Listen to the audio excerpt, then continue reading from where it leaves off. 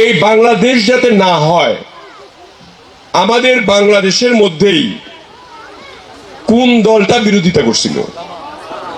জামাতে ইসলাম।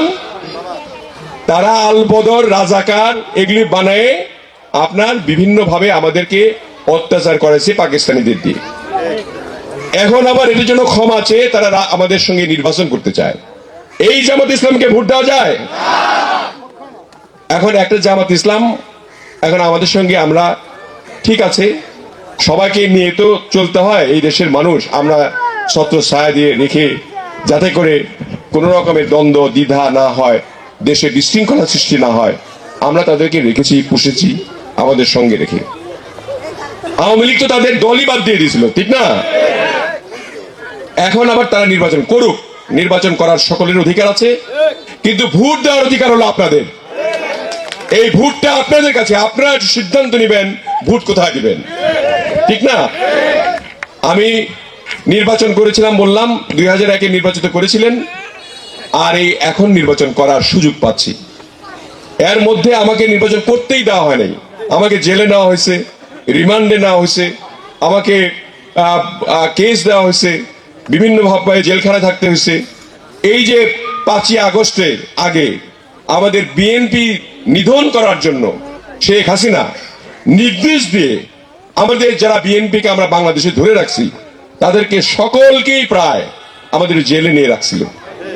এবং 5ই আগস্টে যে যদি শেখ হাসিনা চলে না যেত, তাহলে বোধহয় আমাদেরকে ওই যে আপনাদের আমাদের যে বিএনপির সালাউদ্দিন চৌধুরী সহ পিন্টু টিন্টু সবাইকে মরে গেল না, ফাঁসি দিল, মরল, আমাদের হতে মরতেই হতো বা সারা জীবন জেলে থাকতে হতো।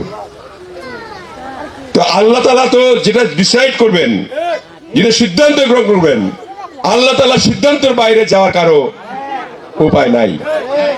সেই উপায় নাই জন্য আল্লাহ আমাদেরকে এই সুযোগটি আবার দিয়েছেন। এখন এই সুযোগটা আল্লাহ তাআলা নেতা নির্ধারণ করেন। সুযোগ দিয়েছেন কি জন্য? 17 বছর দেখলো কে কেমন করে, তাই না? করে দেখে যখন দেখছে যে দেশ শেষ, এই দেশের 90% মানুষ মুসলমান, তারা আল্লাহকে বিশ্বাস করে, নামাজ পড়ে এবং সকলে ইসলাম ধর্মের মানুষ। এই ইসলামকেও বিক্রি করে কেউ কেউ রাজনীতি করতে চায়। এটা কি সম্ভব? যে অনেকেই বলে, আমি শুনেছি, আমি নিজের কানে শুনি নাই, অনেকে বলেছে যে সবাই নাকি ওই ভোট চাওয়ার জন্য, দাঁড়িপাল্লায় ভোট দেওয়ার জন্য বলে যে দাঁড়িপাল্লায় ভোট দিলে তুমি জান্নাতে যেতে পারবা। নাউজুবিল্লাহ। কেউ কে কোথায়, মানে জাহান্নামে কে যাবে, জান্নাতে কে যাবে, একমাত্র আল্লাহ ছাড়া কেউ জানে না। এই কথা যারা বলবে তারাই শিরকি করলো। এই শিরকি লোকদের দিয়ে তো আমরা দেশ চালাতে পারবো না। পারবো? যদি না পারি তাহলে আপনাদের নিজেরা চিন্তা করতে হবে। আমাদের দেশ নেত্রী বেগম খালেদা জিয়া,